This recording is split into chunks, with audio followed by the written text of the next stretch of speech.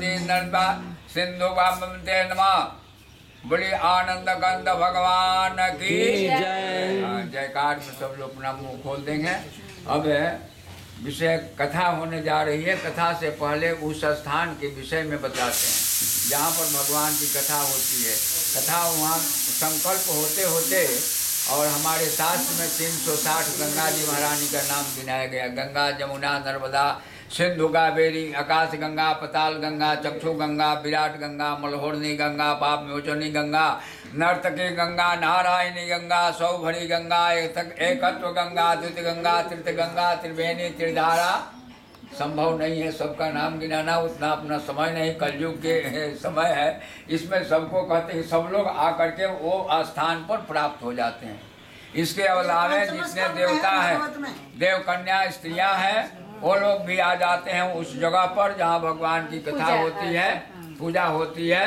बताए कि भाई शीतल कुंड, प्रवाम कुंड भी आ जाते हैं। अंतिम अध्याय में बताए कि सर्वाणि तीर्थानि वसन्ति तत्र, संपूर्ण तीर्थ भी वहाँ पर बसते हैं। कुत्र, कहाँ पर? यत्र च्युतो द्वार कथा प्रसंग, जहाँ भगवान की कथा होती है, ये संपूर्ण तीर्थ भी आकर के वहाँ पर बसते हैं। और कब तक? जब तक भगवान की कथा होती है। और वो देखते रहते हैं कि श्रोताओं की, कथा सुनने वालों की क्या मनोकामना है, उनकी मन वृत्ति कैसी है, अच्छा है कि खराब है। वैसे आशीर्वाद दे करके सब देवता लोग अपने अपने स्थान को प्रस्थान करते हैं। तो ये श्लोक पहले बताया जाता है इसलिए कि भाई भगवान की कथा में आने पर वो तो शरीर अर्थात उस जमीन का जहाँ पर कथा होती है, वो जमीन के दर्शन करने से दृष्टवा जन्म शतम पापम, क्योंकि संपूर्ण देवी देवता वहाँ इकट्ठे रहते हैं। तो वहाँ आकर के अपने मन को कोई खराब न करें। जब तक आपको समय हो तब तक केवल भगवान का नाम, भगवान का लीला, भगवान का कथा, अनाचार, दुराचार, विषय वासना, ये अपने मन से उसको जैसे डाल देना चाहिए, निकाल देना चाहिए हैं। ये सब करने से क्या होता है कि पाप लग जाता है और उस पाप से बिल्कुल छुटकारा जल्दी नहीं होता है।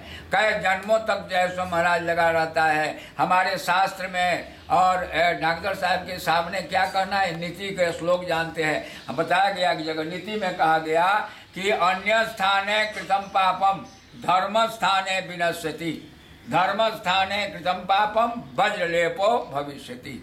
अन्य स्थान में जो हम पाप करते हैं या पाप हो जाता है, उस पाप का नाश होता है भगवान के दरबार में जाने पर, तीर्थ स्थान में, कथा में जाने पर, मंदिर में जाने पर। क्योंकि भगवान का उद्घोष है, भगवान अपने मुख से कहे हैं कि सन्मुख हो ही जीव मोहि जब ही जन्म कोटि अघनाशों। जब ही जीव हमारे सामने आ जाता है तो करोड़ों जन्मों के पाप को मैं झिला देता हूँ। तो कहने का तात्पर्य है वहाँ जा करके, मंदिर में जा करके, तीर्थ स्थान पर जा करके, कथा में जा करके अपने मन को शुद्ध रखना चाहिए। अब मैं कथा आरंभ करने जा रहा हूँ। इसका नाम आप लोग जानते हैं, सत्यनारायण व्रत।